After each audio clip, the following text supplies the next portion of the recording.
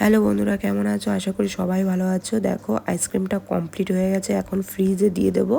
আর এদিকে দেখো কেকটা হয়ে গেছে। তোমাদেরকে বলেছিলাম 3টে ভিডিও হবে, এটা লাস্ট ভিডিও। দেখো কেকটা পুরো কমপ্লিট হয়ে গেছে, তোমাদেরকে একটু একটু করে দেখাচ্ছি। দেখো কতটা সফট হয়েছে। আর আমার মেয়ে তো প্রতিদিনই বায়না করে কেক খাওয়ার জন্য, তা বানানো হয় না। কিন্তু যখনই বানাই মাঝে মাঝে ভিডিও করি, মাঝে মাঝে হয় না, তাড়াহুড়োর মধ্যে জন্য করতে পারি না। তার জন্য মিনি ব্লগ করেছি, অবশ্যই দেখবে, ভালো লাগবে। আর এই দেখো ডিপ ফ্রিজে আমি রেখে দিয়েছি আইসক্রিমটা। অনেক পদ্ধতিতেই মনে করো অনেক কিছু বানাই কেকের, তা আমি বানিয়েছি দেখো কেক এবং তার সাথে আইসক্রিম। খেতে খুবই টেস্টি হয়েছিল, আমরা খেয়েছি, খুব ভালো লেগেছে।